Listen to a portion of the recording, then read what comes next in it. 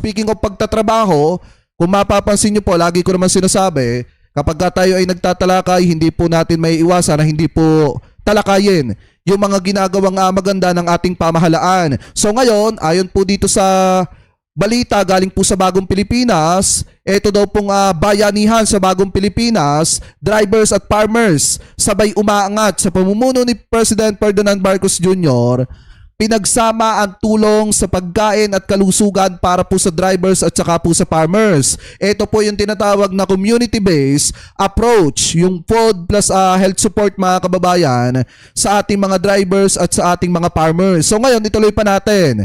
Sabi pa dito, tulong na umaabot sa dalawang sektor. Binili ang ani ng magsasaka at ipinamigay sa drivers at komunidad. Isang solusyon na sabay na tumutugon sa dalawang pangangailangan. So parang ang nangyayari dito mga kababayan, yung ani ng mga farmers po natin, binibili po ng ating pamahalaan. And then yung mga aning nabili ng pamahalaan, ibinibigay po sa mga drivers po natin. So nga naman, dalawang sektor yung natulungan, yung sektor ng mga drivers mga kababayan at yung sektor ng mga magsasaka. Ganyan po kagaling ang ating mahal na presidente at ang kanyang gabinete mga kababayan. So ngayon tuloy pa natin. Sabi pa dito, pagbaba ng kita, pagtaas ng gastos, apektado ang parehong sektor ng pagtaas ng presyo at limitadong kita. Mahal ang transport cost, hirap ibenta ang ani, kita ng drivers bumababa mga kababayan. Pero dahil daw po sa mabilis na tugon ni PBBM sa ilalim ng direktiba ni President Ferdinand R. Marcos Jr., agad na pinagsama ang food assistant at saka po yung healthcare support na kung saan, ito daw po yung may direktang pagbili ng ani, distribution sa drivers, libreng gamot at check-up at PhilHealth coverage mga kababayan. So parang ang nangyari pala dito, kung mapapansin po ninyo, parang ang nangyari pala dito mga kababayan, tatlong sektor. Yung napapakinabangan nito po mga magsasaka, mga kababayan Pilipino po natin at ng mga drivers. Kasi biruin nyo yung drivers at magsasaka, tinututukan din po yung usaping pangkalusugan po nila ng ating pamahalaan. Kaya kung iisipin nyo po talagang mabuti mga kababayan, napakagaling po talaga ng ating mahal na presidente. Kasi ito pong ginagawa nilang ito, talagang malaking tulong po sa mga kababayang Pilipino po natin. So sabi pa nga dito, walang maiiwan sa Bagong Pilipinas. Ang tulong ay hindi lang pansamantala, ito ay pangmatagalan at para po sa lahat. At yan po yung isa sa mga mandato ng ating mahal na presidente. Kaya kung mapapansin nyo, bukod po dyan sa usapin na yan, talagang ang isang ginagawa rin ng pamahalaan ni PBBM ay yung pagpapanatili ng murang bigas sa mga kababayang Pilipino po natin. So kung makikita nyo nga, sabi nga dito, panalo ang farmers at saka po consumers. Bakit daw mga kababayan?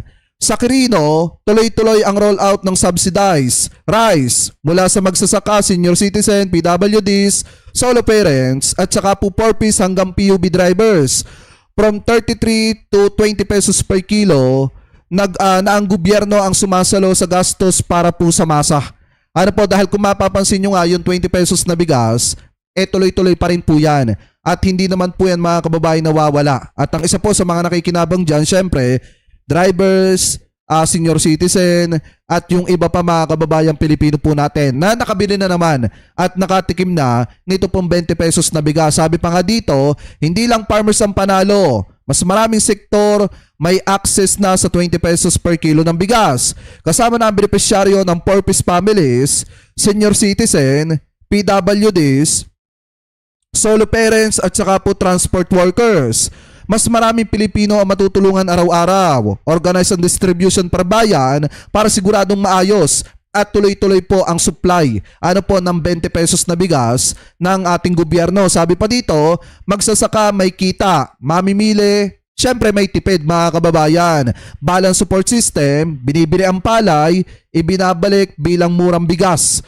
At ang lokasyon po nito mga kababayan ay sa Quirino, sa Quirino Province. Sabi pa nga dito, PBBM prioritize riding public, hindi lang puro freeze. Sigurado rin na walang bawas biyahe para sa mas maayos na travel experience ng ating mga food supply mga kababayan, ng pagdideliver ng food supply. So ngayon ituloy pa natin. Sabi pa dito, May benta si farmer, may uwi si buyer. 20 pesos na bigas roll out, sigurado ang kita, sigurado ang tipid. Diyan po sa Quirino mga kababayan, Quirino Province. So bukod pa po dyan, kung makikita nyo rin, talagang masasabi po natin na talagang literal na halos doble mga kababayan yung kita at panalo syempre ang taong bayan dyan. So kung mapapansin nyo, sabi pa nga dito, bukod pa po doon sa 20 pesos na bigas, talagang may ginagawa ring hakbang ang ating pamahalaan dito po mga kababayan sa Nueva Ecija, na kung saan ito po yung pamimigay ng bigas plus kita at doble panalo po ang mga kababayang Pilipino po natin. Bakit po natin nasabi yan? Dahil po sabi dito, 10 per kilo ng bigas para po sa mga ambulant vendors sa palayan habang nag-iinspeksyon ng kadiwa stalls. Si PBBM sa 100 vendors ang nabigyan ng tulong at mas may puhunan na, may pagkain pa sa bahay. So ibig sabihin ang ginawa po ng ating pamahalaan dito, nagbigay po habang nag-iinspeksyon ang ating mahal na presidente mga kababayan dun po sa mga ambulant vendors, namimigay po ng tigde 10 kilo na bigas at namimigay din ng puhunan ang ating gobyerno mga kababayan. Biruin nyo ang ating mahal na presidente nagtatrabaho kahit binabato ng putik mga kababayan ng mga DD-shit at ng mga kaalyado ni Sara Duterte. Samantalang si Sara, ang gagawin na nga lang niya, sasagutin na lang niya yung mga aligasyon na ibinabato po sa kanya. Pero saglip na sagutin niya mga kababayan, ano po ba ginagawa niya? 'Di ba? Tumatakas sa pananagutan, naglulustay ng milyon-milyong piso ng pera ng taong bayan para po sa sarili po niyang interes, para po sa mga travel abroad po niya.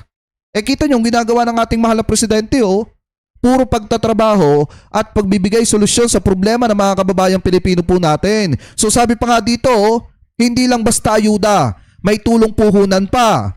10 kilo ng bigas ipinamigay ng libre sa mga ambulant vendors. Dagdag puhunan, dagdag ginhawa sa araw-araw.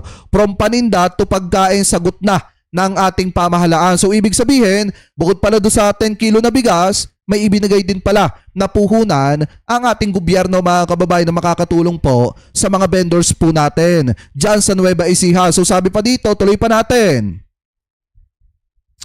Ayan, ito na yung sana all. Libre na ang bigas, may puhunan pa daw. Hindi ka mamimili, Hindi ka na mamimili kung ang pagkain o puhunan parehong meron. Real support para sa mga small vendors. At ang lugar po mga kababayan na pinagdausan po nito yung Nueva Ecija. Kaya isang malaking salamat po talaga sa ating mahal na presidente kasi talagang natutulungan yung mga kababayang Pilipino po natin na magsasaka at yung mga kababayang Pilipino po natin na mga vendors at yung mga drivers mga kababayan. Talagang hindi po yan pinababayaan ng ating mahal na presidente. Sabi pa nga dito, libreng bigas, diretso sa masa. 10 kilo para sa mga vendors, hindi lang tipid. May dagdag pampuhunan para sa araw-araw na hanap buhay. Ginhawa na tuloy pa ang kita. Palayan City, Nueva Ecija. Yan po yung address mga kababayan. So ngayon, kung iisipin nyo po, bukod pa po dyan ang isa sa mga ginagawa ng ating mahal na pamahalaan, eto pa. Ayan yung friendly mga kababayan na tipid na solar pumps na makakatulong po sa mga kababayan po nating magsasaka. So sabi pa nga dito, pagpapababa ng production cost. Dahil sa paggamit ng solar pumps, posibleng bumaba ng 15 to 20% ang kabuuang gastos sa produksyon na makakatulong sa pagpapababa ng presyo ng mga produktong agricultural. Ito yung solar pumps, tipid gastos ng mga magsasaka. So ibig sabihin, hindi lang yung mga kababayan Pilipino po natin na mamimili ang tinututukan ng ating pamahalaan, kung hindi pati yung mga kababayan po nating magsasaka. So sabi nga dito, mobile at pwedeng hiramin. Disenyo ang mga pumps na madaling ilipat at gamitin ng ibang miyembro ng kooperatiba. Kaya mas mapapakinabangan sa komunidad mga kababayan. Tuloy pa natin. Kayang mag-irrigate ng malawak na lupa. Solar panels power not only households but also farms. Bawat unit ay kayang magpatubig ng hanggang 4 na ektarya ng lupa na malaking tulong lalo sa mga malalawak nasakahan mga kababayan. So ngayon kung mapapansin po ninyo, iyan po yung isa sa pinagkakaabalahan ng ating pamahalaan na talagang makapag-produce ng napakaraming solar panels para po sa mga water pump mga kababayan sa mga irrigation ng mga kababayan po nating magsasaka. Kasi nga naman, di ba dati yung solar pump ginagamitan po ng gasolina. Ngayon, mas pina-high-tech na mga kababayan at mas pina-nature friendly pa dahil nga solar panel na yung ginagamit. At yan po ay dahil po sa mandato ng ating mahal na presidente. So ngayon, bukod pa po dyan mga kababayan, ang isa rin sa pinagtutuunan ng pansin ng ating pamahalaan yung pagtulong sa mga kababayang Pilipino po natin na nagsusupply ng pagkain. Dahil sabi nga dito, food lane boost, PBBM pinabilis ang supply chain para sa bawat Pilipino. Pinangunahan ni President Ferdinand Marcos Jr. ang hakbang para pababain ang gasto sa transport ng pagkain. Toll and port fee relief, nationwide implementation mga kababayan. Tuloy pa natin. Sabi pa dito, daloy ng pagkain pinadali, mas pinabilis ang galaw ng supply chain mula probinsya hanggang lungsod. Mas mabilis na RFID installation, mas maraming accredited trucks o yung tinutukoy mga kababayan na accredited na trucks o yung mga nakikinabang. Ano po dito po sa ginawang hakbang na ito ng ating pamahalaan. So sabi pa dito, tuloy pa natin. Hamon sa presyo at supply. Ang mataas na fuel cost ay direktang nakakaapekto sa presyo ng pagkain. Mataas na gasto sa transport, kaunting buyers ng ani, pagtaas ng presyo sa palengke. Pero dahil nga sa Marcos administration, sila na ang bumibili ng ani ng mga kababayan magsasaka po natin at higit sa lahat mga kababayan, naiilibre pa nga sa toll-free access yung mga nagdi-deliver ng food supply sa iba't ibang lugar dito po sa ating bansa. So tuloy pa natin, sabi pa dito, from policy to action. Sa direktiba ni PBBM, pinagsama-sama ang aksyon ng iba't ibang ahensya para po sa mas mabilis na resulta.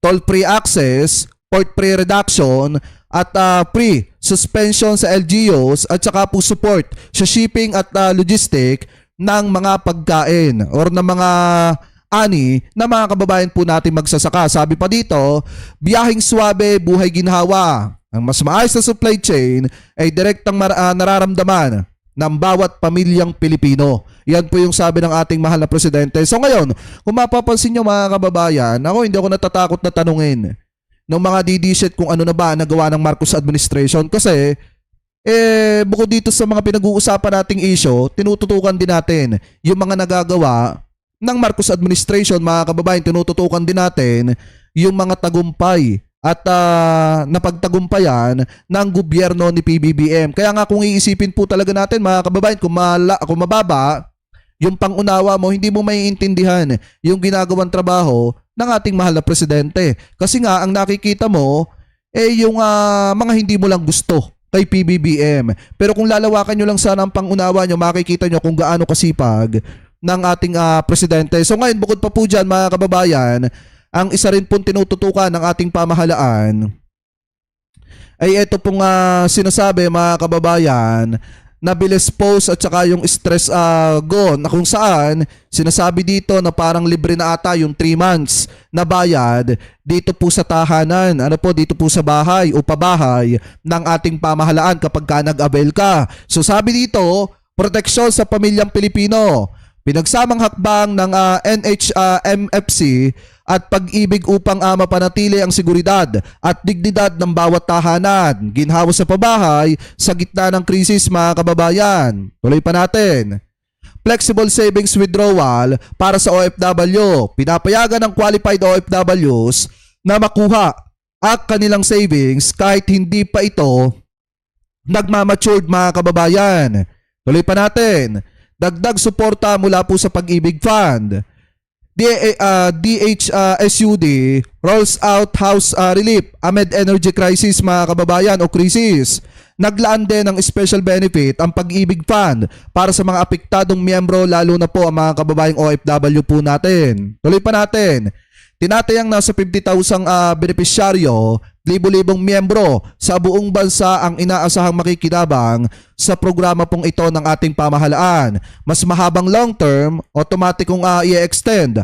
Ang long term basis po sa haba ng moratorium period upang hindi mabigatan ang mga borrowers o yung mga manghihira, mga kababayan.